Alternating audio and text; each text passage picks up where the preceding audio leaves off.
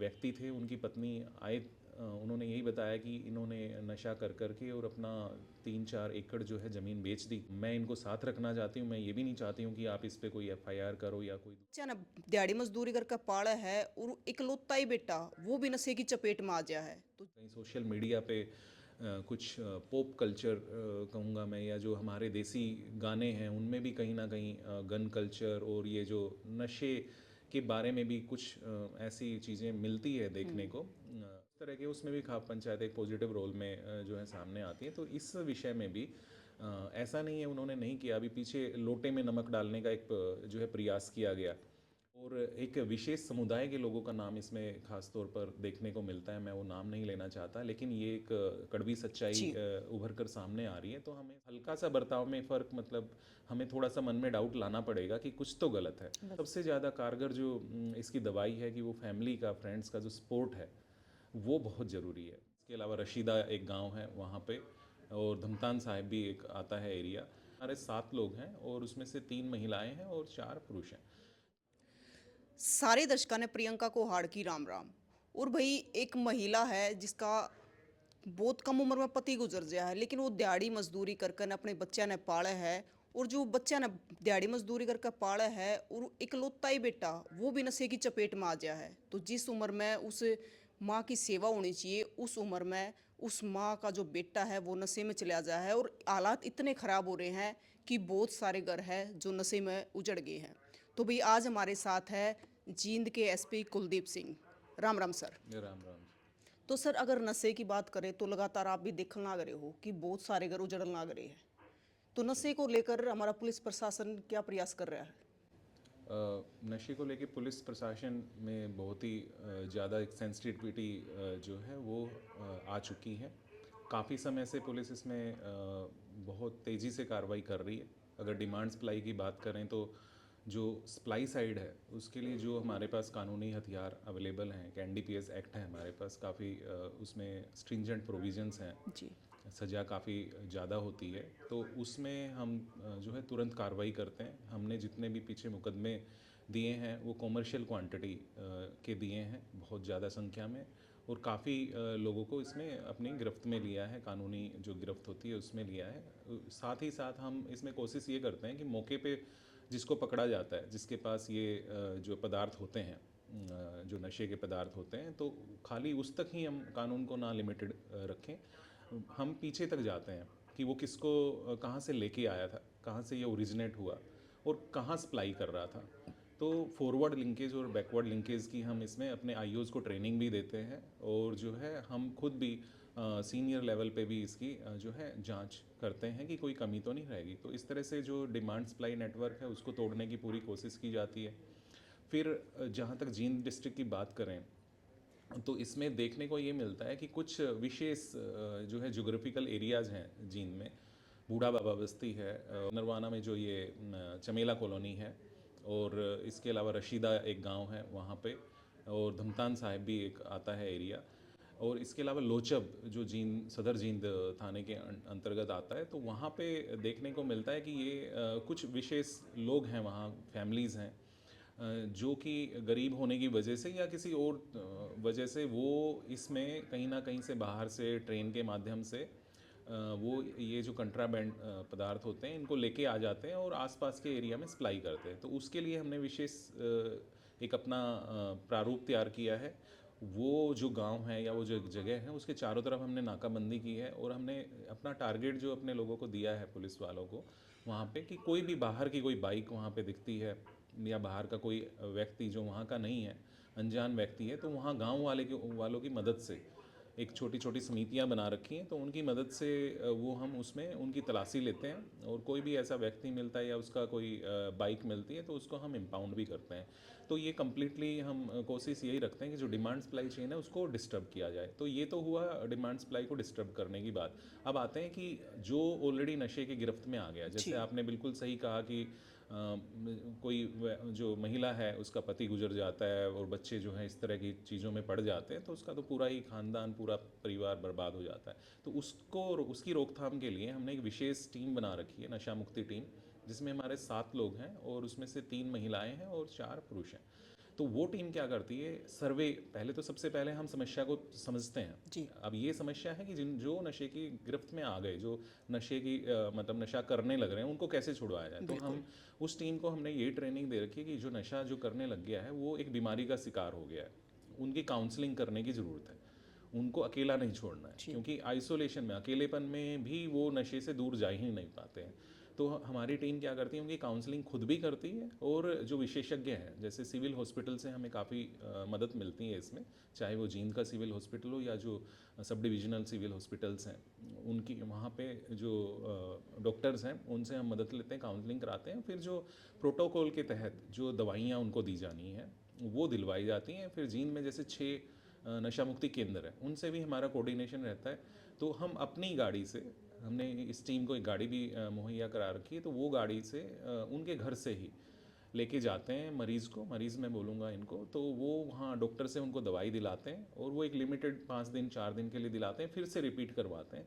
तो हमारा ये मुहिम रहता है। तो इसमें हम पूरे आंकड़े रखते हैं अपने पास कि कितने लोगों को हमने दवाई दिलाई, कितने की काउंसलिंग कराई, और कितने जो है नशा मुक्त हो गए। इसके अलावा एक और पहल हमने कर रखी है, वो पूरे हरियाणा में, हालांकि जो डीजीपी हरियाणा है उनकी तरफ से जी। ये एक पूरा अभियान चलाया गया, जिसमें टोटल जो गांव और वार्ड हैं, जैसे जींद की बात करें तो यहाँ 400 के करीब कुल मिला के गाँव और वार्ड हैं। तो उनमें से कितने ऐसे वार्ड और गांव हैं जिनको हमने नशा मुक्त डिक्लेयर किया, तो वो भी एक डाटा हम मेंटेन करते हैं। तो लगभग हमने 150 के आसपास जो नशा मुक्त किए हैं ऐसे वार्ड और गांव, लेकिन वो जो है गांव वालों की और जो वार्ड के बासिंदे हैं उनकी मदद से ही वो कर पाते हैं। तो वहाँ हम बोर्ड भी लगवाते हैं ताकि एक मोटिवेशन उनको मिले। इसके अलावा एक और इम्पोर्टेंट चीज़ हम कर रहे हैं कि जो स्कूल्स हैं या दूसरे जो कॉलेजेस हैं, संस्थान हैं, वहाँ जाके एक अवेयरनेस प्रोग्राम भी हम ऑर्गेनाइज़ कर रहे हैं अलग अलग लेवल्स पे। चाहे उसमें कोई हमारे डीएसपी स्तर के अधिकारी हो, जैसे हम मेरे को जाना हो, तो वो जाके हम अपना एक टारगेट बना के रखते हैं कि वहाँ जाके उनको लाइव एग्जांपल्स दे के बताएं कि किस तरह से नशा कहाँ लेके जाता है इंसान को, और इससे दूर कैसे रहना है। जैसे मैंने बीच में जिक्र किया कि आइसोलेशन, जो अकेलापन है, अगर कोई नशा किसी की फैमिली में आ जाता है, कोई बच्चा करने लगता है नशा, तो माँ बाप को या जो उनके संबंधी हैं, जो सजग नागरिक हैं उनके परिवार में, तो उनको ये देखना ज़रूरी है कि उसके बर्ताव में क्या फ़र्क आ रहा है। और हल्का सा बर्ताव में फ़र्क, मतलब हमें थोड़ा सा मन में डाउट लाना पड़ेगा कि कुछ तो गलत है। गलत है। तो फिर वो, मैं ये नहीं कहूँगा कि उसको डॉक्टर के पास ले जाए, लेकिन उसको करीब से थोड़ा सा परखने की और उस पर ध्यान रखने की ज़रूरत है। और कुछ ही दिन में पता लग जाता है कि ये कोई गलत संगत में तो नहीं पड़ गया है। तो अगर ऐसा कंफर्म हो जाता है कि ये कोई नशा कर रहा है, चाहे वो कोई इंजेक्शन के थ्रू नशा कर रहे हैं या कोई टैबलेट से कर रहे हैं या और कोई माध्यम से कर रहे हैं, तो उसमें फिर हमें उसे अकेला नहीं छोड़ना है। आमतौर पर जो हमारा अपना एक्सपीरियंस है, यही देखने को आ रहा है कि फैमिलीज, जो पेरेंट्स हैं, कुछ दिन तो कोशिश करते हैं, फिर उनको अकेला छोड़ देते हैं। अकेला मतलब वो कि ठीक है जी, इसकी लाइफ इसने तो बर्बाद कर ली, वो हार मान जाते हैं। जबकि मैं ये रिक्वेस्ट करना चाहूँगा आपके माध्यम से कि इसका एक इलाज, ट्रीटमेंट अवेलेबल है। खाली दिक्कत ये है कि जैसे आपने सुना होगा कि कैंसर की बीमारी हो जाती है, जी। उसमें अलग अलग थेरेपीज़ होती हैं, लंबा समय लगता है। तो ये भी एक उसी लेवल की मैं समस्या इसको कहूँगा, उसमें इलाज है। ये है उसमें सबसे ज़्यादा कारगर जो इसकी दवाई है कि वो फैमिली का, फ्रेंड्स का जो सपोर्ट है, वो बहुत ज़रूरी है। उसके बिना ये इससे निकाल पाना उस जो अंडर ट्रीटमेंट व्यक्ति है, पॉसिबल नहीं हो पाता है। नहीं तो होता ये है कि हम 2-3 महीने की मेहनत के बाद उसको ठीक भी करवा लेते हैं, लेकिन फिर वो अकेलेपन में जाके फिर से इसकी गिरफ्त में दोबारा से आ जाता है। सर, हमने है ना कुछ दिन पहले एक गांव की स्टोरी कवर की थी, यहाँ जींद का लगता है, ये जी अशरफगढ़ गांव है, आपने जी भी सुना होगा। जी जी तो वो भी गांव नशे की चपेट में था। जी तो बिल्कुल। वहाँ पे युवाओं ने भी प्रयास किया, जी गांव के चारों तरफ कैमरे भी लगवाए और जी प्रशासन ने भी उनका सहयोग किया। जी तो आज वो गांव नशे की चपेट से दूर है। जी बिल्कुल, आप सही कह रहे हैं। जैसे मैंने आपको पॉइंट आउट किया था कि कुछ ऐसी विशेष जगह हैं, हालांकि मैंने अशरफगढ़ का नाम नहीं लिया, उसमें लोचब का लिया। तो यहाँ पे अशरफगढ़ में भी हमारी पुलिस टीम एक्टिवली इन्वॉल्व रही, और उसमें एक अच्छी चीज़ देखने को मिली कि वहाँ के जो गांव के सरपंच, पंचायत जो थी, वो सामने आए। तो उनकी मदद से हम उसको और आसानी से कर पाए। और एक विशेष समुदाय के लोगों का नाम इसमें खास तौर पर देखने को मिलता है, मैं वो नाम नहीं लेना चाहता, लेकिन ये एक कड़वी सच्चाई जी। उभर कर सामने आ रही है। तो हमें सब मिलकर, वो समुदाय ही क्यों इसमें आगे इसमें शामिल मिलता है, तो उनकी जो अपनी समस्याएं, चाहे कोई उसमें कोई एम्प्लॉयमेंट अपॉर्चुनिटी उनको दिलवानी है, या दूसरे जो गवर्नमेंट की स्कीम्स हैं उनसे कोई उनको फ़ायदा दिलवाना है, तो वो एक होलसम एक जो है उसका सॉल्यूशन निकालना पड़ेगा। नहीं तो ये जितने भी मैंने जगह का नाम लिया यहाँ पे देखने में यही आ रहा है कि जो वो अकेलापन है, वो आइसोलेशन है, वो इंडिविजुअल लेवल पे नहीं, ये जो समाज के कुछ तबके हैं, कुछ ग्रुप्स हैं, जी। इनको भी कम्प्लीटली हम जो है अलग थलग छोड़ देते हैं, तो वो भी फिर वो शॉर्टकट में जो है अपराध जगत में वो प्रवेश कर लेते हैं। तो सर पंचायत को या युवाओं को भी इस पे प्रयास करना चाहिए। जी बिल्कुल, उनकी उनकी इन्वॉल्वमेंट के बिना, उनकी पार्टिसिपेशन के बिना इस मुकाम को हासिल करना बड़ा मुश्किल है। लेकिन अगर उनको हम उनके पोटेंशियल को, हमारे देश में लगभग जो 65% पॉपुलेशन है वो बिलो 35 ईयर्स एज है, तो उनको अगर हम यूज़ करें, उनको एक उनकी चैनलाइज करें एनर्जी को, पोटेंशियल उनके अंदर जो भरा पड़ा है, तो बहुत अच्छा रिजल्ट हमें देखने को मिल सकता है। कम से कम इस जो ये नशे की समस्या है वो उसमें एंटर नहीं करेंगे, दूसरे जो है कामों में वो लगेंगे, तो अपना फुल जो उनका आउटकम है वो हम ले पाएंगे अपने देश की इकोनॉमी के लिए। तो सर जैसे आम आदमी है, तो आम आदमी को कैसे जागरूक किया जाए नशे को लेकर। जी, इसमें मैं यही कहना चाहूँगा कि जैसे अवेयरनेस प्रोग्राम्स हमारी तरफ से अगर पुलिस की बात करें तो वो होते रहते हैं। जी बिल्कुल। और दूसरी चीज़ है कि कोई भी गलत काम हो रहा है, कोई क्राइम हो रहा है, तो एक आम आदमी को ये कोई रॉकेट साइंस में कहूँगा नहीं होती है, सबको पता होता है कि क्या गलत है क्या ठीक है। जैसे मैं कहीं स्कूलों में जाता हूँ तो वहाँ हम बच्चों को प्रेरित करते हैं कि वो कुछ पेंटिंग बनाएं नशे से संबंधित। तो उनमें देखने को ये मिलता है कि वो जो इनोसेंट बच्चे हैं, वो चाहे 7th स्टैंडर्ड के हों या कोई 8वीं क्लास 10वीं क्लास के हों, उनके दिमाग में नशे का मतलब जो है अभी भी सिर्फ़ और सिर्फ जो शराब का नशा है या तंबाकू वाला नशा है वहाँ तक है, या सिगरेट तक है। तो इससे एक पॉजिटिव साइड ये मिलती है देखने को कि उन बच्चों को अभी तक ये जो उससे भी भयंकर खतरनाक जो नशे है बिल्कुल। हमारे पास ये समाज में चीज़ें आ गई हैं उनके बारे में पता ही नहीं है, तो वो पॉजिटिव साइड मुझे उसमें लगता है देखने को। तो ये भी एक सिग्नल है कि अच्छाई उस वो उसके जो एक अच्छा साइड है वो देखने को मिल रही है कि उनको अभी तक पता ही नहीं है, तो हम उनको दूर ही रखें उन चीज़ों को, उनको इन चीज़ों का पता ही ना लग पाए।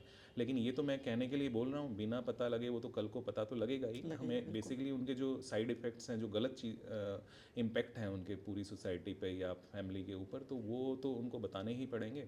तो उनको अवेयरनेस के थ्रू सबसे ज़्यादा जो है मुझे लगता है कि दूर किया जा सकता है। सर पता है गांव की अगर बात करें ना, तो गांव यहाँ तक ही सीमित थे। पहले शराब हुक्का बीड़ी यहाँ जी तक सीमित थे। जी। लेकिन अब और भी बहुत सारे नशे जैसे चिट्टा स्मैक ड्रग्स, तो ये जो अंदर से बिल्कुल युवा को खोखला कर देती है। बिल्कुल।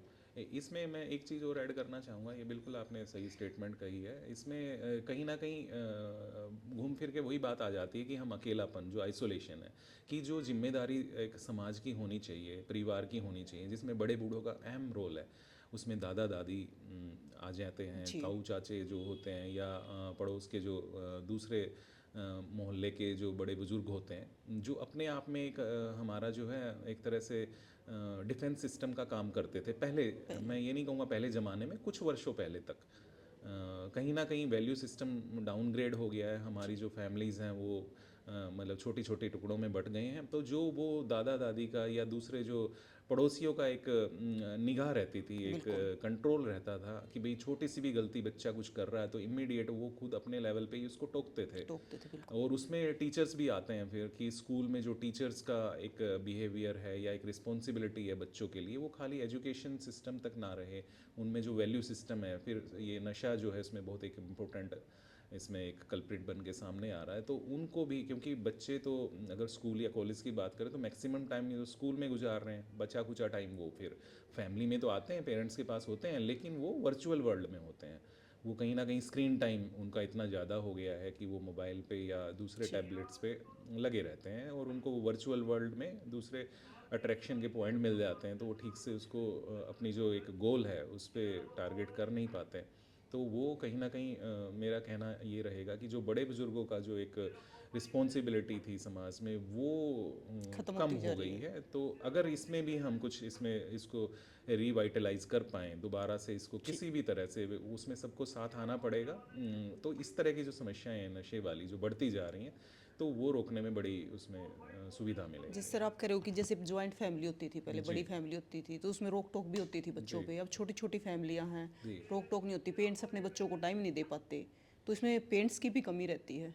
हाँ बिल्कुल। इसमें मैं फिर से यही कहना चाहूँगा कि जो इलेक्ट्रॉनिक गैजेट्स इतने आ गए हैं कि जी पेरेंट्स को अगर थोड़ा टाइम भी मिल रहा है तो वो कहीं ना कहीं वो वर्चुअल वर्ल्ड में अपना एंटरटेनमेंट के साधन ढूंढते हैं। कोई अपनी छोटी रील्स देखता है, वो बच्चों के साथ बैठते तो हैं फिजिकली, लेकिन उनके साथ एंगेज नहीं कर पाते खुद को। वो बच्चे अगर इसको उल्टी तरीके से देखें तो अगर वो एंगेज करने की कोशिश भी करे तो बच्चे जो है स्क्रीन टाइम अपना बढ़ा के बैठे हैं। वो अपना, चाहे वो फिर कोई गेम खेल रहे हों मोबाइल पे या कोई और कोई जो है कोई रील को देख रहे हों, तो उसमें लग जाते। तो कहीं ना कहीं जो एंगेजमेंट है पेरेंट्स की बच्चों के साथ, वो जो है दोबारा से हमें वापस लानी पड़ेगी। तो सर जैसे हमारी पंचायतें हैं, तो पंचायतों को क्या प्रयास करना चाहिए नशे को लेकर? पंचायतों के बारे में मैं ये कहना चाहूँगा, जींद का तो एक बड़ा अच्छा एक हिस्टोरिकल बैकग्राउंड रहा है पंचायती सिस्टम में, और जो ये खाप पंचायत जी। विशेषकर, और बड़ा बड़ा पॉजिटिव चेंज देखने को मिला है जींद में।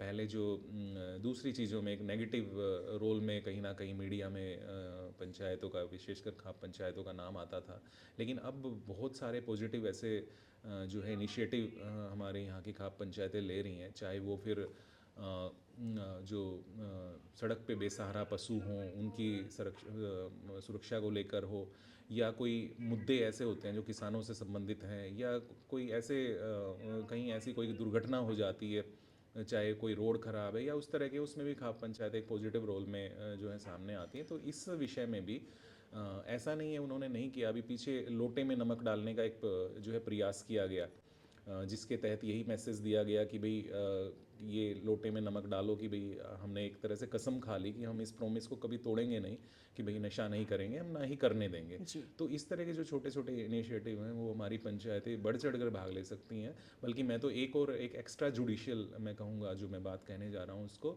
कि पंचायत को इतनी अथॉरिटी होती है गांव में या जहाँ की भी वो जुरिस्डिक्शन की वो पंचायत है, कि वो ग्राम सभा की मदद से एक ऐसा डिसीजन ले कि जो परिवार वहाँ पे इस तरह के नशा जैसी चीज़ें बेच रहा है, कई बार होता है कि पुलिस को वो बेच तो रहा है, लेकिन क्योंकि हम एक्ट के हिसाब से उन चीज़ों को रंगे हाथ पकड़ नहीं पाते, बिल्कुल। मान लीजिए 1 महीने के लिए, लेकिन 1 महीने तक तो वो तो वहाँ पे पता नहीं कितने युवाओं को बर्बाद कर देंगे। तो पंचायत को क्या है कि पंचायत को मालूम है, वहाँ के लोग तो क्योंकि 24 घंटे वहीं रहते हैं, पड़ोस में रहते हैं, उनको पता है कि ये गलत कर रहा है ये परिवार या ये व्यक्ति।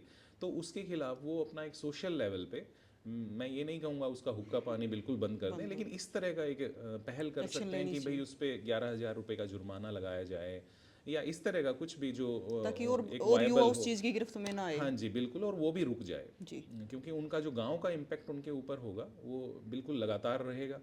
पुलिस का तो मैंने जैसे बताया कि हो सकता है जब हम वहाँ उनको ट्रेस करने के लिए जाएं ऐसी चीज़ों को, तो उस टाइम हमें ना मिल पाए, लेकिन तब तक 2 दिन 3 दिन बीत जाएंगे उसको पकड़ने तक, तो तब तक वो 2 3 लड़कों को भी अपने इस जाल में फंसा लेगा, तो वो हमारे लिए बड़ी एक हानि होगी। बिल्कुल। तो सर एक चीज़ और मैं आपको बताना चाहूँगी कि प्रशासन को भी और पंचायत को भी उन परिवारों को भी सम्मानित करना चाहिए ना जो नशे से दूर है, जी ताकि और लोगों में भी मैसेज जाए, मोटिवेट हो कि ये ऐसे परिवार है जिनमें नशा नहीं है किसी प्रकार का जी भी। बिल्कुल। ये इसमें मैं थोड़ा सा इसको अलग से कहना ये चाहूँगा कि बिल्कुल ऐसे लोगों को तो करने में डाउट ही नहीं है कुछ, लेकिन और बेटर जो हमने जो सोचा है या जो हम कर रहे हैं वो ये कर रहे हैं कि जो नशे में थे जो युवा, और उनको चाहे आप लोगों की मदद से या और समाज के अन्य जो अंग हैं उनकी मदद से, या पुलिस के जो हमारे प्रयास जिनके बारे में मैं बता रहा हूँ उनकी वजह से हम उस गिरफ्त से निकाल पाए, तो उनको हम कोशिश करते हैं कि हम जो है ऐसे प्रोग्राम्स में लेके जाएं और वो अपनी आप बीती बताएं। क्योंकि दिक्कत ये आती है कि वो थोड़ा संकोच करते हैं और उनकी अपनी एक प्राइवेसी है, तो कहीं ना कहीं एक ऐसा ना लगे कि भाई उनकी एक नुमाइश की जा रही है गलत तरीके से जी। ऐसे प्लेटफॉर्म्स पे। तो हमें जैसे हमने मान लिया 20 लोगों को नशे की गिरफ्त से निकाला, तो 1 या 2 ही मिलते हैं जो सामने इसमें आते हैं। सामने आते हैं, वो तैयार होते हैं कि भाई वो अपनी स्टोरी बताएंगे उनको क्या क्या दिक्कतें सामने आई और कैसे वो इससे निकल पाए। तो हम कोशिश ये करते हैं कि हम उनको ऐसे प्रोग्राम्स में ले जाएं, रूबरू कराएं लोगों से, और उनको हमने सम्मानित किया भी है। जी। जी तो सर आम आदमी पुलिस प्रशासन की किस प्रकार सहयोग कर सकता है इस मामले में? जी बिल्कुल। आम आदमी तो हमें तुरंत जो है एक इन्फॉर्मेशन दे, और उसका नाम पता, जैसे आप आमतौर पे सुनते ही हैं कि हम कोई डिस्क्लोज़ नहीं करते, उनका पूरा सेफ्टी उनकी सिक्योरिटी का ध्यान रखते हैं, तो हमें तुरंत बताए। अलग अलग चैनल से हमें बता सकते हैं। जैसे पुलिस के तो सभी के जिस भी अधिकारी से उनको लगता है कि हाँ वो कॉन्फिडेंट हैं कि भाई वो इस इंफॉर्मेशन पे तुरंत कार्रवाई करेंगे, जी। तो उनके नंबर्स जो मोबाइल नंबर पुलिस में तो एक अच्छी चीज़ हरियाणा पुलिस में ये है कि लैंडलाइन का तो कॉन्सेप्ट है ही नहीं। जो सरकारी मोबाइल नंबर्स पूरा वेबसाइट्स पे रहते हैं। तो आराम से वो कोई भी वेबसाइट पे रहते हैं, पुलिस थाने के बाहर, चौकी के बाहर या दूसरे ऑफिसेज हैं उनमें लिखे रहते हैं, तो वहाँ दे सकते हैं। और जो हेल्पलाइन नंबर्स भी हैं उन पे भी दे सकते हैं, 933 है उन पे दे सकते हैं। तो अलग जो इन्फॉर्मेशन देने का जो है वो तुरंत देंगे तो तुरंत उस पर कार्रवाई होगी। जो मैंने ये 2-3 जगह के नाम बताए थे, वहाँ से भी कुछ इन्फॉर्मेशन आती है तो हम तुरंत उस पर एक्शन लेते हैं। जी। और उसमें होता ये है कि जैसे 10 जगह से आती है इन्फॉर्मेशन, इनपुट आती है, तो ज़रूरी नहीं 10 की 10 जगह हम रंगे हाथों किसी को पकड़ लें, लेकिन 1-2 जगह ऐसा हो पाता है। बट जो बाकी जगह जो 8 जगह बचती है सपोज, तो वहाँ भी एक जो डेटरेंस होता है कि लोगों को जो दिखता है कि हाँ जो डर एक जो पॉजिटिव डर जो रहना चाहिए किसी बीमारी को दूर करने के लिए वो बनता है। तो वो एक अच्छी मुझे पर्सनली लगता है बड़ा सेटिस्फैक्टरी कि हाँ कोई इनपुट आई है और हमने इमीडिएट उस पर एक्शन लिया। तो सर आप इस युवाओं को क्या संदेश देना चाहोगे? युवाओं को मैं यही कहना चाहूँगा कि वो अपना जो गोल उन्होंने बनाया है, अगर नहीं बनाया तो वो ज़रूर बनाएं। गोल बनाया तो वो गोल को अचीव करने के लिए जो है वो काम करें हर तरह से। और अपने आप ही वो उनको टाइम ही नहीं रहेगा ये नशे जैसी जो गलत चीज़ें हैं उसमें जाने का। और इसमें एक इम्पोर्टेंट रोल ये रहेगा कि वो जब अपने गोल को अचीव करने के लिए जा रहे हैं तो रास्ते में उनको कुछ दोस्त मिलेंगे, तो दोस्तों का सिलेक्शन थोड़ा कर ले। जो पेरेंट्स हैं, टीचर्स हैं, वो तो उन पे तो ब्लाइंडली वो फेथ कर सकते हैं, लेकिन जो दोस्त हैं जो इस जर्नी में उनको जी। बीच में मिलते हैं, तो उन दोस्तों को मतलब दोस्त लायक वो हैं कि नहीं है, वो थोड़ा सा मैं इसमें माफ़ी चाहूँगा ऐसा कहने में, लेकिन ये कड़वी सच्चाई है। तो थोड़ा सा वो सिलेक्शन वो ज़रूर कर लें कि वो दोस्त जिनको बना रहे हैं, क्योंकि वो ही कहीं ना कहीं बड़े हद तक वो रिस्पॉन्सिबल होने वाले हैं कि वो उसकी गोल अचीव करने में हेल्प करेंगे या उससे डिस्ट्रैक्ट करने में उसकी ये करेंगे। तो उसमें ये देखा जाए कि वो जो दोस्त है उसका जो भी पैमाना वो अपने मन में या अपने पेरेंट्स से वो डिसाइड करा सकते हैं। ये कोई रॉकेट साइंस नहीं है, आराम से पता लग जाता है कि भाई दोस्त ठीक है कि नहीं। तो वो उसको थोड़ा सा अपने पेरेंट्स की हेल्प से या जो भी उनके शुभचिंतक हैं उनसे शेयर करके जो है डिसाइड कर लें। जी, बिल्कुल भई, एसपी सर साहब ने बिल्कुल ठीक कहा, क्योंकि हमारे बड़े बुजुर्ग भी कहते हैं कि जैसी संगत वैसी रंगत। इंसान जैसी संगत में रहेगा तो उसका असर ज़रूर आएगा। और आज आप देखने भी लाग रहे हो कि कितने परिवार ऐसे हैं जो उजड़ लाग रहे हैं। और भई परिवार के परिवार उजड़ गए हैं सिर्फ नशे की गिरफ्त में आके। सर ये चीज़ तो है ही कि मतलब कहीं ना कहीं स्ट्रगल इसके पीछे महिला को करना पड़ता है। हमने बहुत जी। सारे परिवार ऐसे देखे हैं कि उसके पति नशा करते हैं और वो बेचारी दिहाड़ी मजदूरी कर करके बच्चों को पाल रही है। लेकिन आज के दौर में लड़कियां भी इस चीज़ के गिरफ्त में हैं। जी। बिल्कुल, ये तो टाइम के साथ ऐसा हो रहा है। पहले मैं भी कहीं स्कूल्स में, कॉलेज में जाता तो बड़ा प्राउड फील करता था ये कहने में कि जो गर्ल स्टूडेंट होती थी उनको ये शेयर करने में कि बहुत अच्छी है ये बात कि भाई आप गर्ल्स हो, कम से कम आप तो ऑटोमेटिकली नशे से दूर रहने वाली हो। लेकिन जैसा आपने कहा ऐसा नहीं है। कुछ ऐसा चेंजेस हमें सोसाइटी में देखने को मिल रहे हैं कि जो हमारा फीमेल सेगमेंट है सोसाइटी का वो भी इन चीज़ों में एंटर कर रहा है। तो उसके लिए अलग अलग फैक्टर्स हैं जो रिस्पॉन्सिबल हैं। कहीं ना कहीं सोशल मीडिया पे कुछ पॉप कल्चर कहूँगा मैं, या जो हमारे देसी गाने हैं उनमें भी कहीं ना कहीं गन कल्चर और ये जो नशे के बारे में भी कुछ ऐसी चीज़ें मिलती है देखने को। आप देखेंगे तो मीडिया में या इवन जो अपनी मूवीज़ में कि कहीं कोई स्मोकिंग कर रहा है या कोई दूसरी चीज़ कर रहा है तो उसको ब्लर करके दिखा दिया जाता है, लेकिन अल्टीमेटली मैसेज तो चला ही जाता है कि हाँ ये XYZ जो एक हीरो या हीरोइन है या जो भी उसमें कोई एंकर है कि वो इस तरह की चीज़ें कर रहा है, तो उसको लोग अपना एक ब्रांड बना के या अपना एक आइडल बना के जो है उसको फॉलो करते हैं। तो नव युवक जो हैं, विशेषकर महिलाएं, वो बाहर का जब दुनिया को देखती हैं, जैसे अगर हम ग्रामीण एरिया की बात करें तो कहीं ना कहीं वहाँ, जैसे मैंने पहले भी कहा, एक स्कूल में बच्चे जो हैं सिर्फ तंबाकू और सिगरेट तक ही लिमिटेड रहते हैं। वो जी। पेंटिंग्स में भी उनको उसका क्योंकि आइडिया नहीं होता। लेकिन जब हम अपने इस ग्रामीण एरिया से बाहर जाते हैं तो जो हमें एक मेट्रोपॉलिटन कल्चर देखने को मिलती है, तो कहीं ना कहीं उसका एक इम्पैक्ट आता है और लोगों को लगता है कि ये चीज़ें ऐसी हैं, साइकोट्रोपिक सब्सटेंसेस हैं ये, कि भाई इनसे कहीं ना कहीं हमारी बॉडी में ऐसे चेंजेस आएंगे कि हम कोई जो हमारा गोल है वो जल्दी अचीव कर लेंगे। तो वो एक जो बहम या एक गलत फहमी जो मन में होती है वो कोई दूर करने वाला नहीं होता, वो खुद ही जो गर्ल चाइल्ड है या स्टूडेंट हैं वो सोचते हैं कि शायद इससे जल्दी उनको सक्सेस मिलेगी। तो मुझे लगता है कि ऐसी जो समाज में सोशल मीडिया पे चीज़ें हैं उनसे ये असर पड़ रहा है। सर जैसे बड़े शहर है, बड़े शहरों में तो ये चीज़ देखने को भी मिलती है कि लड़कियां भी इस चीज़ की गिरफ्त में है। जैसे अपना जींद जिले का जो एरिया है ये बिल्कुल ग्रामीण एरिया है, जी। तो यहाँ भी कोई लड़कियां ऐसा कोई केस आपके सामने आया है? नहीं, मुझे तो अब तक ऐसा नहीं मिला, सुनने में आए हैं, लेकिन जब वेरीफाई किया गया तो ऐसा नहीं मिला। लेकिन जैसे मैंने थोड़ा सा हिंट करने की कोशिश की है कि जैसे जैसे हमारा ग्रामीण एरिया है उसमें जो मॉडर्निटी के नाम पे जो चीज़ें आ रही हैं, क्योंकि अभी तो ग्लोबल सिस्टम है पूरा, तो चाहे वो एजुकेशनल इंस्टीट्यूशन जो डेवलप हो रहे हैं, यहाँ पे यूनिवर्सिटी भी आ गई हैं, जी। मेडिकल कॉलेज आ रहे हैं, तो जो एक कल्चरल कन्फ्लुएंस हो रहा है आपस में, बाहर के लोग आ रहे हैं, जो है नई नई चीज़ें देखने को मिल रही हैं, दूसरे आयाम देखने को मिल रहे हैं, तो उनका असर तो पड़ेगा। बट उसके लिए हमें तैयार रहना है। जैसे मैंने कहा एक यहाँ पोटेंशियल है। एक अच्छी चीज़ ये है कि हमारे ग्रामीण क्षेत्र की महिलाएं या लड़कियाँ इन चीज़ों में नहीं हैं, बट उसको रोका कैसे जाए, ऐसे कैसे कैसे मेंटेन किया जाए, तो उसके लिए ज़रूरी है कि उनमें इतना हम कॉन्फिडेंस ला दें, इतनी उनमें हिम्मत ला दें कि वो इनसे हमेशा दूर रहें। क्योंकि महिलाओं की एक ख़ास चीज़ ये है कि वो एक परिवार नहीं, वो तो दो दो परिवार को संभालती हैं। एक तरह से डबल उनका जो एक आउटकम एक जाता है जिम्मेदारी होती सोसाइटी है में, बिल्कुल। जिम्मेदारी वो जाती है। तो उनको उनका जो एक कंडक्ट होगा या उनका बिहेवियर जो रहने वाला है, उससे दो दो जगह जो है असर देखने को मिलता है। तो सर महिलाओं की अगर बात करें तो महिलाएं किस प्रकार से सहयोग कर सकती है इसमें? मेरा ये मानना है कि अगेन मैं जींद की ही बात करना चाहूँगा कि महिलाएं जो है घर में एक लीडर का काम करती हैं। जी। चाहे अगर हम बुरे से बुरा सोचें, अगर उसका पति शराब भी पीता है, रोज़ नशा करके आता है, तो भी चलती महिला की ही है। अगर 19-20 कुछ है तो पुलिस भी जरा सी 112 पे कॉल आने पे महिला की ही सुनती है अच्छे से। हमारे जो कानूनी हक जो मिले हुए हैं महिलाओं के विशेषकर फेवर में मैं कहूँगा रहते हैं, और वो अच्छी बात भी है, क्योंकि कहीं ना कहीं हिस्टोरिकली देखें तो ये समझा जाता है कि महिलाएं थोड़ा सा एक वीक सेगमेंट है पुरुष के मुकाबले। तो उन चीज़ों को ध्यान में रख के ही ये सारे लेजिस्लेटिव जो फ्रेमवर्क बनाए गए।